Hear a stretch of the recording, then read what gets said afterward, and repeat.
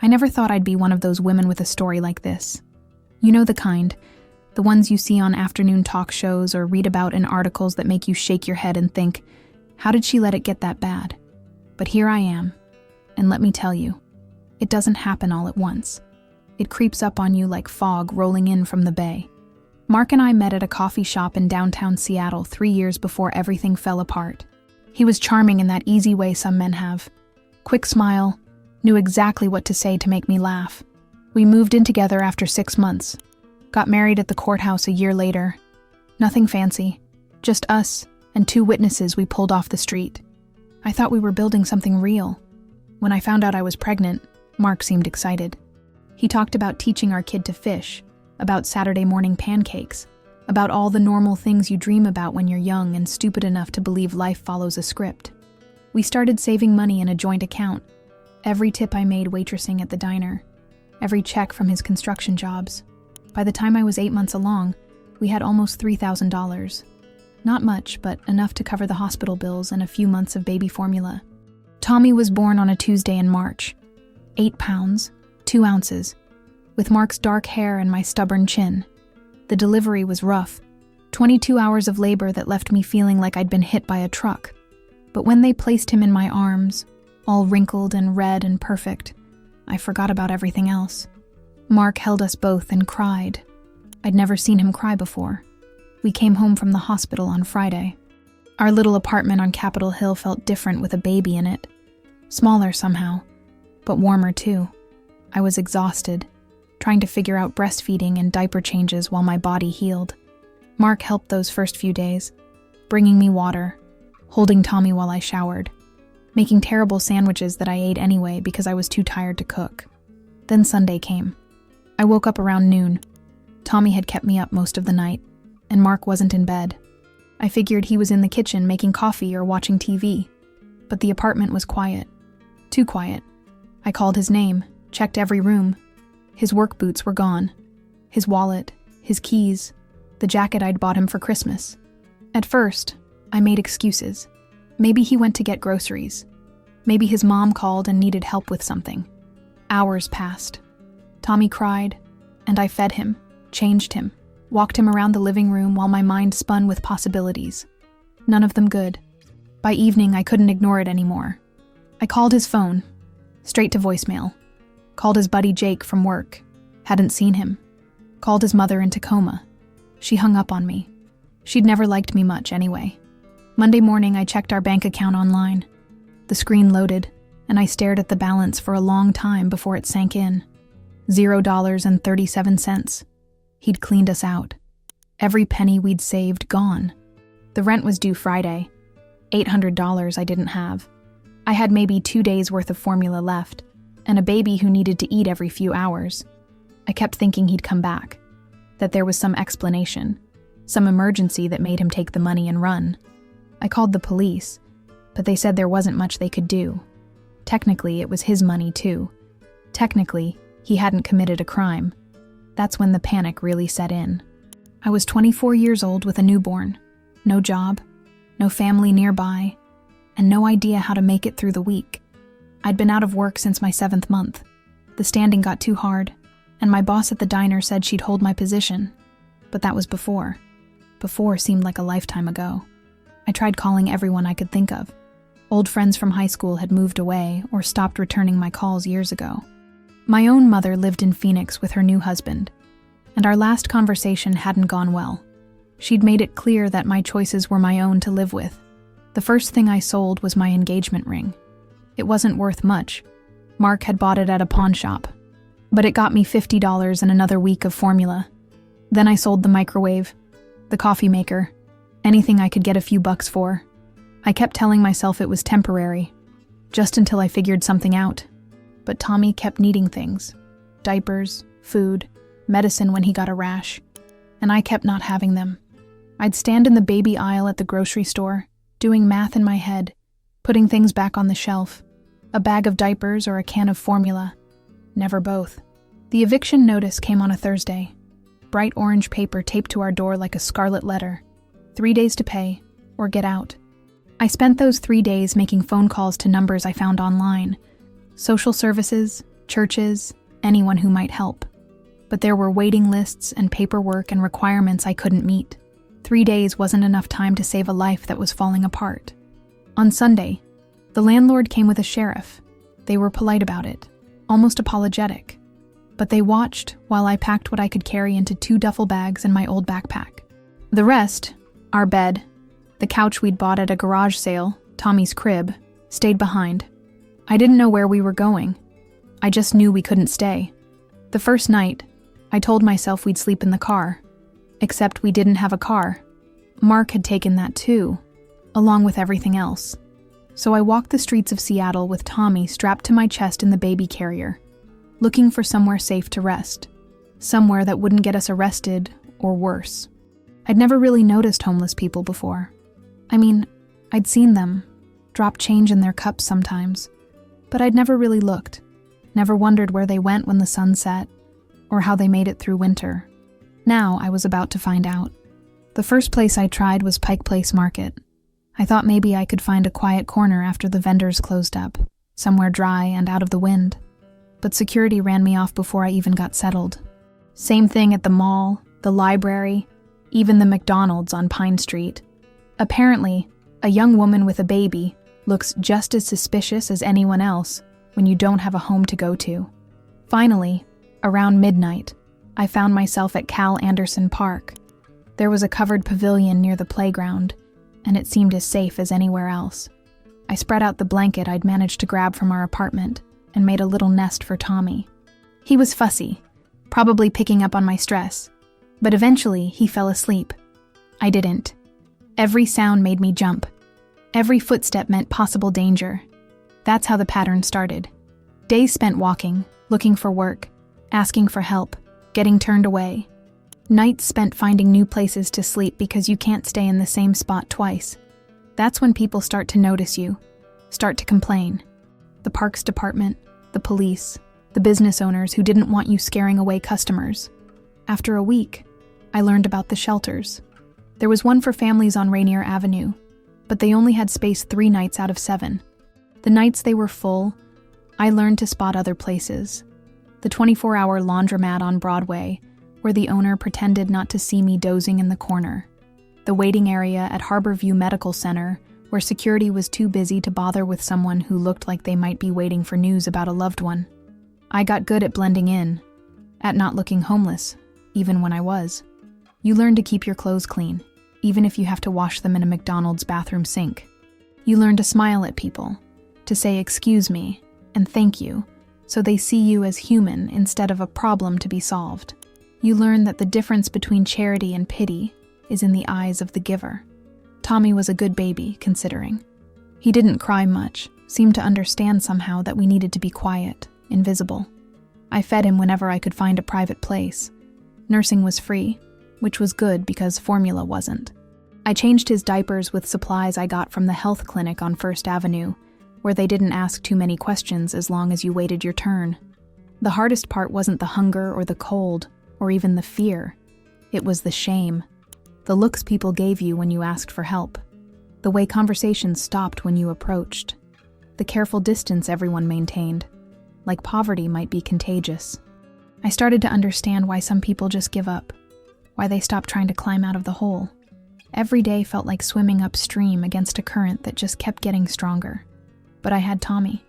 And no matter how dark things got, when I looked at his little face, I remembered that I was still his mother, that he needed me to keep fighting, keep trying, keep believing that tomorrow might be better than today.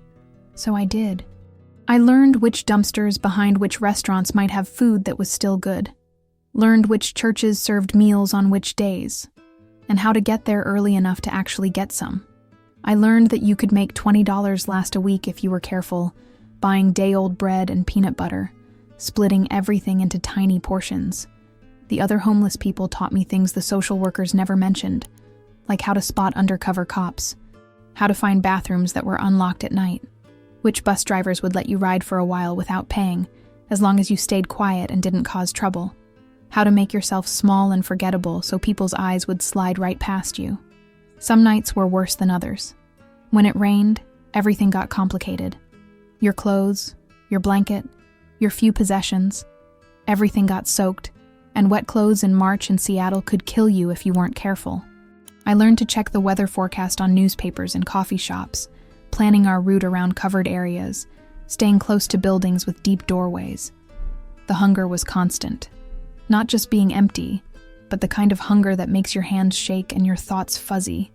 I gave Tommy everything I could manage, but my body was running on fumes. I'd catch myself staring at half-eaten sandwiches people threw away, calculating whether the risk of getting sick was worth the calories. By the second month, I knew I was losing weight I couldn't afford to lose.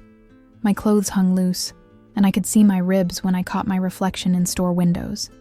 People started looking at me differently, not just avoiding me, but looking right through me, like I wasn't there at all. That's when you know you've crossed a line. When you've become the kind of person that regular people pretend not to see. But Tommy kept growing. He smiled at me in the mornings, reached for my face with his tiny hands. He didn't know we were homeless. He didn't know other babies lived in cribs instead of cardboard boxes, had toys instead of empty bottles to play with. As long as I was there, as long as I held him and sang to him and kept him warm, he was happy. That had to be enough. 3 months into life on the streets, I thought I knew what rock bottom looked like. I was wrong. It started on a Thursday morning in June. I'd managed to get us a spot at the family shelter the night before. First time in 2 weeks we'd slept indoors. Tommy had seemed fine when we went to bed, maybe a little fussier than usual, but nothing that worried me. Babies get cranky sometimes. I figured he was just picking up on my stress. But when I woke up at dawn, something was different. His little body felt like fire against my chest. His cheeks were bright red, and he was making these soft whimpering sounds that made my blood turn cold. I'd been a mother for 3 months, and I'd never heard him make sounds like that. I touched his forehead with the back of my hand, something I'd seen my own mother do 1,000 times. He was burning up. No thermometer, no way to know exactly how high, but I knew it was bad. Really bad. His breathing was fast and shallow, and when I tried to nurse him, he wouldn't latch on. The shelter had rules about sick kids. You couldn't stay if your child had a fever. Too much risk of spreading something to the other families. So at 7 a.m, I found myself back on the street with a sick baby and no idea what to do. I walked to the nearest pharmacy, thinking maybe I could buy something to bring his fever down. But infant medicine cost money I didn't have, and the pharmacist took one look at me. Unwashed hair, clothes that had seen better days, the desperate look in my eyes, and started asking questions I couldn't answer. Where did I live? Did I have insurance? Had I seen a doctor? That's when I realized I had to take him to the hospital. Not the free clinic that saw people once a week. Not the church that handed out aspirin and Band-Aids. A real hospital with real doctors who could help him. Even if I couldn't pay. Even if they turned us away afterward. The walk to Harborview took 40 minutes. Tommy got quieter as we went, which scared me more than the crying had. Quiet was worse. Quiet meant he didn't have energy to complain anymore. I kept talking to him, singing stupid songs I remembered from my own childhood, anything to keep him responding. The emergency room was exactly what I'd expected. Bright lights, antiseptic smell, people in scrubs moving fast between curtained areas. I walked up to the front desk with Tommy in my arms and said the words I'd been practicing in my head. My baby has a fever. A high fever. Please help him. The nurse looked up from her computer, took one look at Tommy, and called for someone else. Within minutes, we were in a room with a doctor who looked younger than me, but knew exactly what she was doing. She took his temperature, 104.2, and suddenly the room was full of people doing things I didn't understand, but knew were important. They hooked him up to monitors, put an IV in his tiny arm, drew blood for tests. I answered questions as best I could. When did the fever start? Had he been eating normally? Any recent illness? What's his medical history? I didn't mention that we were homeless. Not yet. I figured they'd help him first and worry about payment later. The next 6 hours were the longest of my life. They ran tests, gave him medicine to bring the fever down, kept him for observation. I sat in a chair next to his bed, holding his little hand, watching the numbers on the monitors like they held the secret to everything that mattered in the world. Around 3 p.m, a woman in a business suit showed up. Hospital billing, she said. Just needed to get some information for the insurance. I tried to explain that we didn't have insurance. that I'd find a way to pay. But she kept asking for an address, a phone number, an emergency contact. All the things I didn't have. That's when I had to tell the truth. About Mark leaving, about us being homeless, about living in shelters and sleeping in parks. The woman's expression didn't change much, but she wrote everything down in a file that got thicker by the minute. She said they'd work something out, not to worry about it right now, but I could see her doing calculations in her head, calculating what we were worth versus what we owed. By evening, Tommy's fever had broken. The doctor said it was probably just a virus, the kind of thing that hits babies hard but passes quickly. They wanted to keep him overnight for observation, just to be safe.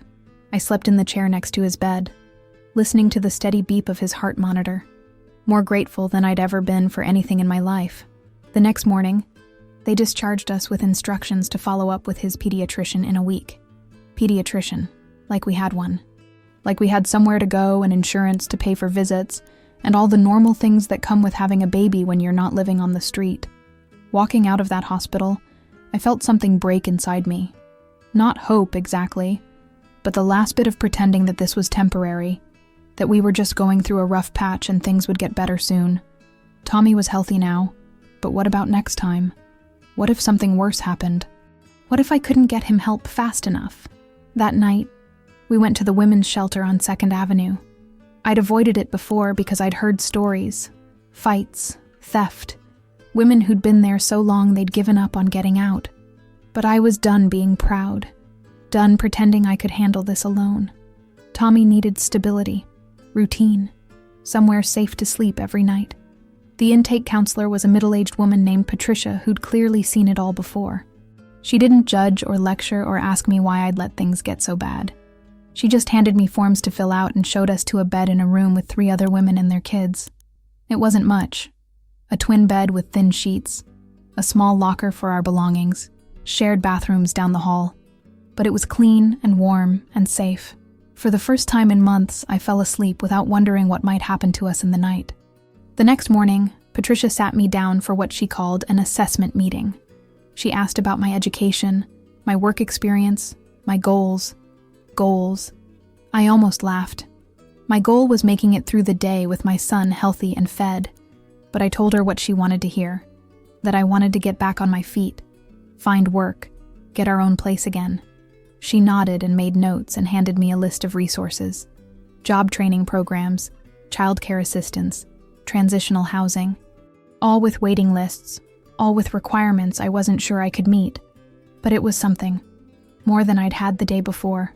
That night, lying in the narrow bed with Tommy sleeping beside me, I made myself a promise.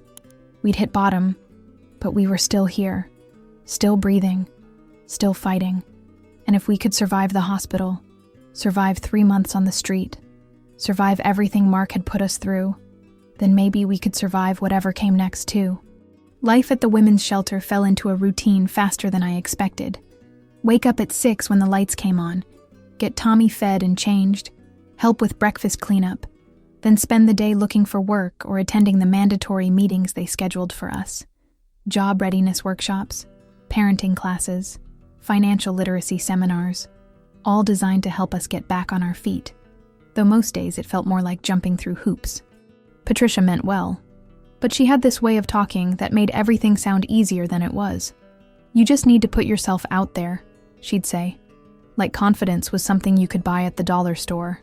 Employers are always looking for motivated people. Right. Motivated people with gaps in their employment history and no permanent address. I'd been at the shelter 3 weeks when she told me about the job fair.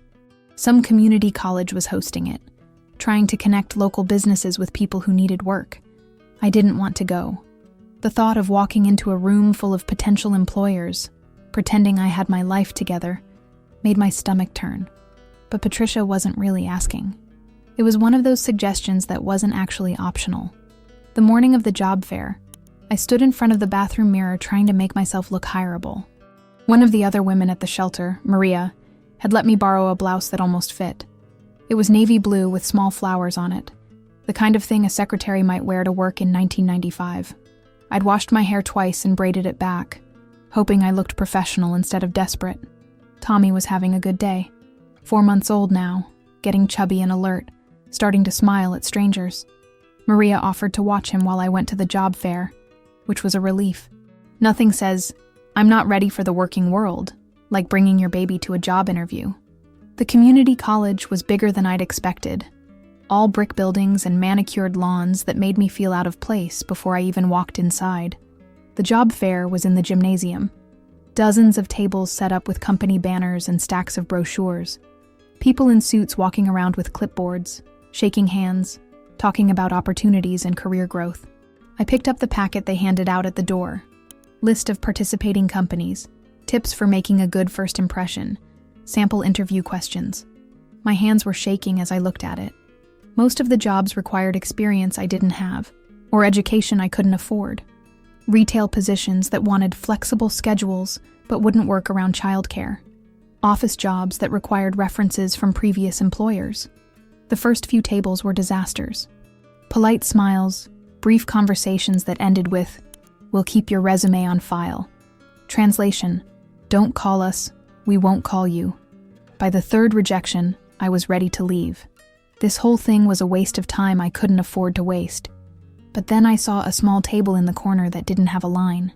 Just a woman about my age, maybe a few years older, sitting behind a simple banner that read, "Creative Solutions Marketing." She was wearing jeans and a sweater instead of a business suit, and she looked as uncomfortable as I felt. I almost walked past her table, too. Marketing sounded fancy, expensive, like something people with college degrees did. But she looked up and smiled. Not the practiced smile of someone trying to sell me something, but a real one. So I stopped. "Hi," she said, standing up to shake my hand. "I'm Sarah Chen. Thanks for stopping by."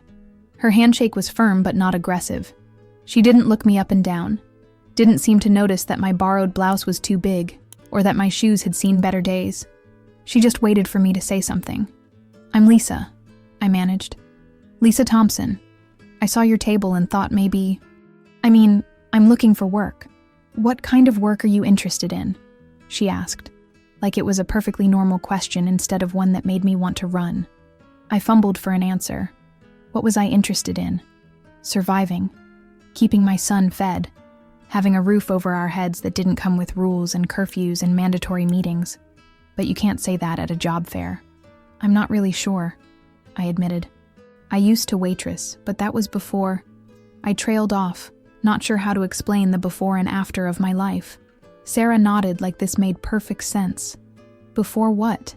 Something about the way she asked, not pushy, not judgmental, just curious, made me want to tell her the truth. Not the whole truth, but more than I'd planned to share. "Before I had my son," I said. "Things got complicated after that." "How old is he?" she asked. 4 months. "That's a fun age. They start getting personality around then." She said it like she knew, like she'd been there herself. "What's his name?" "Tommy." "Nice name. Classic." She smiled again, then sat back down and gestured for me to take the chair across from her. "So tell me about yourself, Lisa. Not your work history or your education. Just you. What are you good at? What do you like to do?" Nobody had asked me that question in so long I'd almost forgotten there was an answer. What was I good at? Making something out of nothing. Stretching a dollar until it screamed. Keeping a baby alive when everything was falling apart. But those weren't the kind of skills you put on a resume. "I'm good at figuring things out," I said finally. "When there's a problem, I find a way to solve it. I don't give up easily." "Give me an example." I thought about it. There were plenty of examples from the past few months, but most of them involved things I didn't want to talk about. Then I remembered something from before, from the diner. "I used to work at this place downtown," I said. "Little diner, family-owned.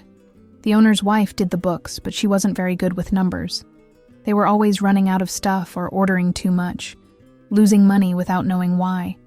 I started keeping track of what we used each week, what sold and what didn't. Made up these charts showing them patterns, like how we always ran out of coffee on Mondays because people needed extra caffeine after the weekend, or how we threw away tons of soup in the summer because nobody wants hot soup when it's 90 degrees outside." Sarah was nodding, actually listening. "What happened?" "They started ordering based on my charts instead of just guessing. Saved them probably $200 a month, maybe more. And customers were happier because we didn't run out of the popular stuff as much. That's exactly what we do, Sarah said. Marketing isn't about making fancy ads or coming up with clever slogans. It's about understanding patterns, figuring out what people need and when they need it, solving problems. She told me about her company. It was small, just her and 2 other people, working with local businesses to help them understand their customers better. Nothing glamorous, mostly data entry and basic analysis, but it was real work with real potential. I'll be honest with you, she said. The pay isn't great to start. $12 an hour, part-time. But if you're good at it, if you pick it up quickly, there's room to grow. $12 an hour, part-time. It wasn't much, but it was more than I was making at the shelter, which was exactly nothing. And it sounded like work I could actually do, work that might matter. The thing is, I said, knowing I had to tell her, I don't have a permanent address right now. I'm staying at a shelter with my son, and I'd need to work around childcare somehow. I waited for her expression to change, for the polite dismissal I'd gotten used to. Instead, she leaned forward. How would mornings work for you? Say 9 to 1, Monday through Thursday? There's a daycare center 2 blocks from our office that takes kids as young as 3 months. They work with low-income families, sliding scale fees. I stared at her. Was she actually offering me a job? Just like that? You'd want to try me out first, right? I asked. See if I can actually do the work? That's what trial periods are for, she said. 2 weeks, see how it goes for both of us. If it works out, we make it permanent. If not, no hard feelings. She pulled out a business card and wrote something on the back. This is our address. Can you be there Monday morning at 9? I took the card, afraid it might disappear if I didn't hold on to it tight enough. Yes, absolutely. I'll be there. Good.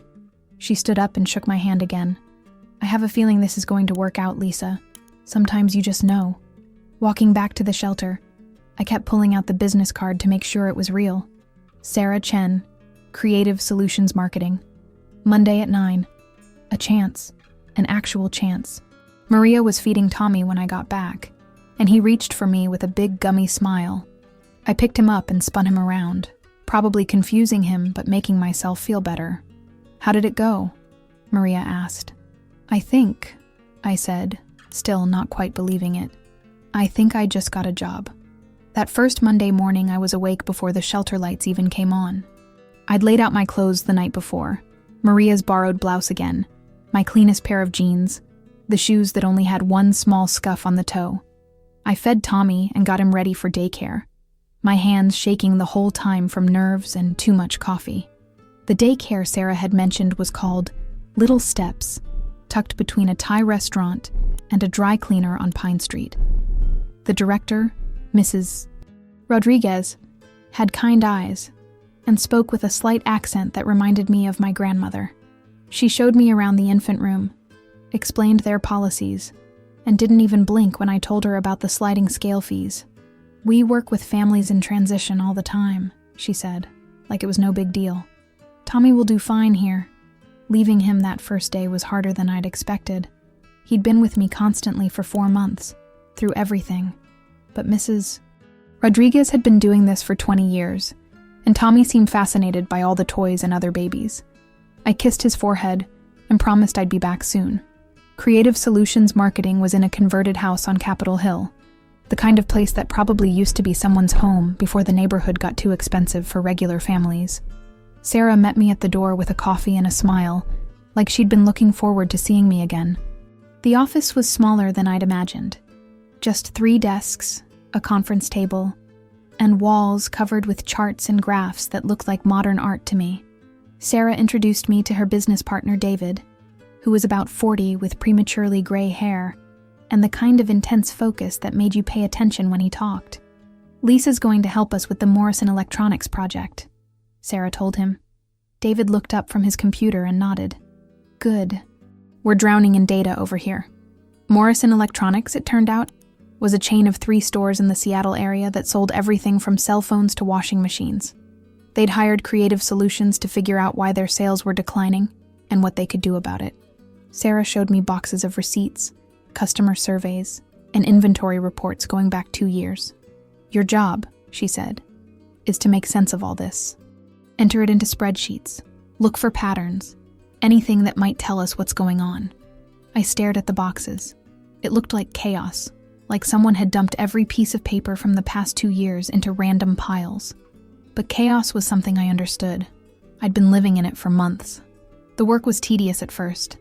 Typing numbers into Excel, organizing receipts by date and store location, creating charts that David would look at and either nod at or ask me to redo. But as the patterns started emerging, it got interesting. Customers at the downtown store bought different things than customers at the suburban locations. Sales of certain items peaked at weird times. Space heaters in July, air conditioners in March. There were stories hidden in all those numbers. After 2 weeks, David called me into the conference room. I thought for sure I was being let go. The trial period was up, and maybe I hadn't picked things up fast enough. Instead, he spread out 3 charts I'd made on the table. "This is good work," he said. "Really good. You found patterns we missed." The patterns were simple once you knew what to look for. Morrison's was losing customers to online retailers, but not the customers they thought. It wasn't young people buying electronics online. It was older customers buying appliances. The big-ticket items that required delivery and installation. Things you'd think people would want to see in person before buying. "Why do you think that is?" Sarah asked. I'd been thinking about it for days. "I think it's about service," I said. "Online stores make it easy. You order something, they deliver it, they set it up. At Morrison's, you have to drive to the store, find parking, wait for a salesperson, then arrange your own delivery. It's a hassle." David was nodding. "So what would you recommend?" "Better service, free delivery and installation on purchases over a certain amount. Maybe a website where people can browse inventory and reserve items for pickup. Make it convenient." Sarah smiled. "That's exactly what we're going to tell them." They offered me the permanent position that afternoon. $15 an hour to start, with a raise to 18 after 6 months if things worked out. It wasn't a fortune, but it was enough. Enough to start thinking about getting our own place, enough to buy Tommy clothes that weren't donated, enough to feel like a person again instead of a problem to be managed. The hardest part was leaving the shelter. Patricia was happy for me, but she was also practical. There was a waiting list of women who needed my bed, and once I left, there was no guarantee I could come back if things didn't work out. It was terrifying and liberating at the same time. I found a studio apartment in Ballard for $800 a month. It wasn't much. Murphy bed, tiny kitchen, barely enough room for Tommy's crib. But it was ours. The landlord wanted first month's rent plus deposit, which meant I'd be eating ramen for the rest of the month. But it was worth it. The first night we slept there, Tommy in his crib and me on the Murphy bed, I cried from relief. Work got easier as I learned more about what Sarah and David did. Marketing, it turned out, was mostly detective work, figuring out why people made the choices they made, what motivated them, how to solve their problems in ways that also helped businesses succeed. I was good at it because I'd been solving problems my whole life, finding ways to make things work when they seemed impossible. Within 6 months, I was doing more than data entry. Sarah started taking me to client meetings, asking for my input on strategy. I learned about demographics and market research and consumer psychology. Terms I'd never heard before became part of my everyday vocabulary. The best part was Tommy. He thrived at little steps, hitting all his milestones, babbling and crawling and pulling himself up to standing. Mrs. Rodriguez said he was one of the happiest babies she'd ever seen, which made me proud in a way I couldn't explain. Despite everything we'd been through, he was okay. More than okay. By the end of my first year, Creative Solutions had grown. We hired another analyst, moved to a bigger office, took on more clients. David started talking about making me a project manager, giving me my own accounts to handle. The scared, desperate woman who'd walked into that job fair was becoming someone else. Someone with plans and goals and a future that stretched beyond just making it through the day. I started saving money for the first time since Mark left.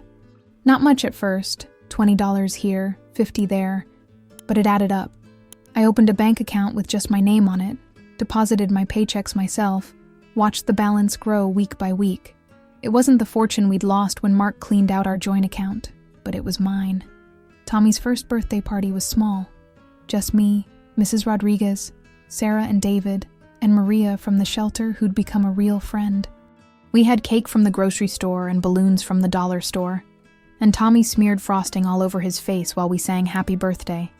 It wasn't fancy, but it was perfect. Looking at the pictures from that day, you'd never know what we'd been through. Tommy looked like any other 1-year-old. Chubby cheeks, bright eyes, chocolate cake in his hair. I looked like any other young mother, tired but happy, proud of her kid, grateful to be surrounded by people who cared about us. But I knew the difference. Every paycheck, every month we stayed in our apartment, every milestone Tommy hit felt like a victory. Not just because we'd survived, but because we'd done more than that. We'd built something real and solid and ours. 5 years later, I wake up in a real apartment with 2 bedrooms and windows that face west toward Puget Sound. Tommy is 6 now, getting ready for 1st grade, arguing with me about whether he has to eat his oatmeal before he can watch cartoons. Normal kid problems. The kind I used to dream about having.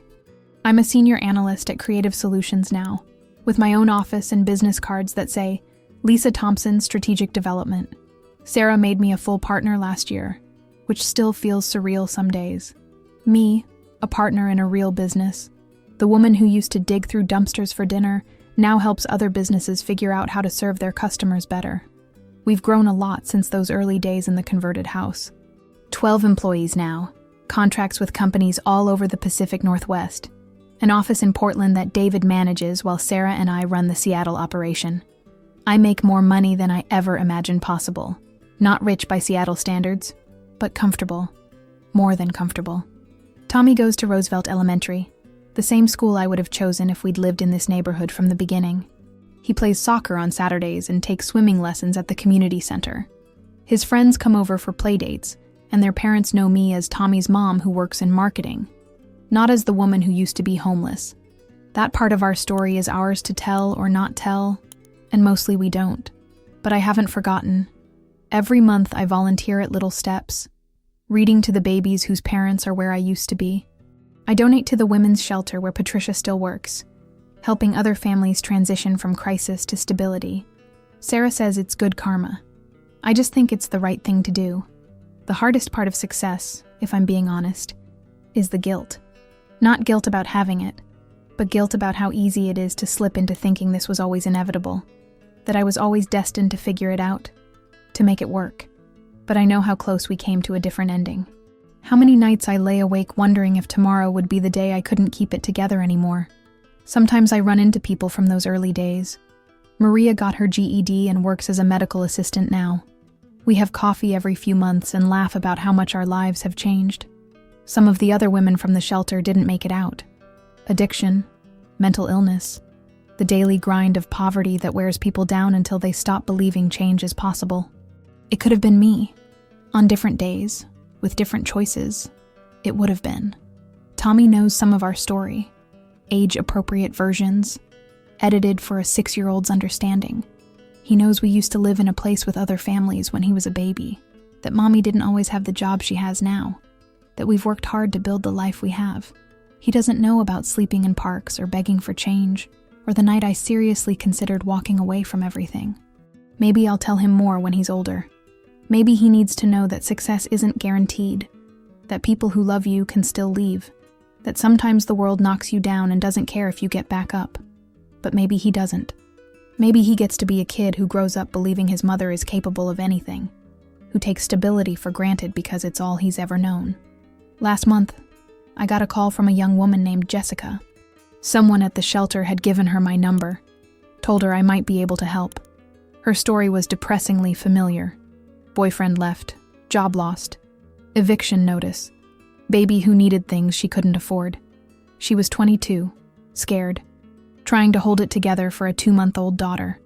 I met her at a coffee shop near the shelter, recognized the look in her eyes immediately. That combination of desperation and determination, fear and stubborn hope. She reminded me of myself 5 years ago, except younger and maybe braver than I'd been. I don't need charity, she told me right away.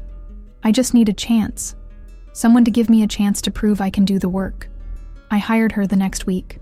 Started her as a part-time data entry clerk, same as Sarah had done for me. She's been with us for 3 months now, And she's good. Really good. Quick learner, pays attention to details, asks smart questions. Tommy likes her because she always remembers to ask about his soccer games when she sees him at the office. David thinks I'm too soft, that I hire too many people with complicated situations. But Sarah gets it. She sees what I see, that people who've had to fight for everything they have don't take opportunities for granted. They show up early, work late, treat every day like the chance it is. Last week, I closed on a house. Nothing fancy, but it's ours. 3 bedrooms, a yard where Tommy can play, a garage where I can park the car I finally learned to drive. The mortgage payments are manageable, and for the first time in my adult life, I'm building equity instead of just paying someone else's bills. Tommy helped me paint his new room, getting more paint on himself than on the walls, chattering about where he wants to put his bed and his bookshelf and the fish tank he's been asking for. Watching him plan his space, take ownership of it, I realized he'll never know what it's like to wonder where he'll sleep tomorrow night. That's a gift I've given him. Maybe the most important one. The house came with a garden in the backyard. Overgrown and neglected, but full of potential. I've never grown anything before, but I bought seeds and started reading books about tomatoes and herbs and flowers that bloom all summer. There's something satisfying about planting things, believing they'll grow, investing in a future you can't see yet, but trust will come. Some evenings, after Tommy's asleep and the dishes are done, I sit on the back porch with a cup of tea and think about the woman who used to sleep in parks with a baby strapped to her chest. She feels like a different person now, someone I used to know but haven't seen in years. But she's still part of me, still informs every decision I make. She's the reason I keep 6 months of expenses in savings, even when it seems like overkill. She's the reason I never throw away food, never take a warm bed for granted, never forget to say thank you when someone helps me. She's the reason I know that everything I have can disappear, but also that everything I've lost can be rebuilt. Mark never came back, never called, never sent child support, never even tried to find out if his son was alive or dead. For a long time, I hated him for that. Now I mostly feel sorry for him. He'll never know Tommy. Smart, funny, kind Tommy, who draws me pictures of superheroes and remembers to feed the neighbor's cat when they go out of town. His loss, not ours. Tommy asked about his father once when he was 4 and noticed that some of his friends had dads. I told him that his daddy had to go away before he was old enough to remember, and that sometimes grown-ups make choices that don't make sense to kids. He accepted that explanation and hasn't asked again. Maybe he will someday, and I'll figure out what to tell him then. What I want him to know is that he saved my life, not in some abstract, sentimental way, but literally. Having him, needing to take care of him, kept me going when everything else fell apart. He was the reason I couldn't give up. The reason I had to keep fighting even when I didn't think I had any fight left.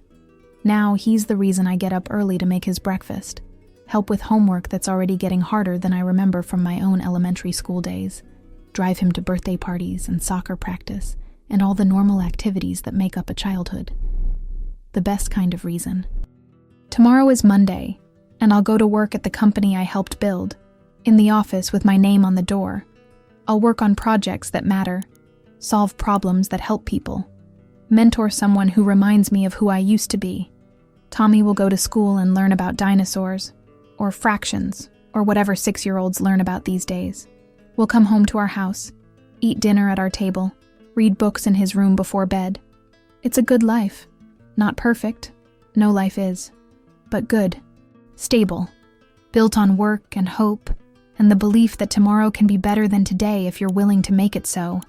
The woman who used to sleep in parks couldn't have imagined this life, but she made it possible by refusing to stop trying.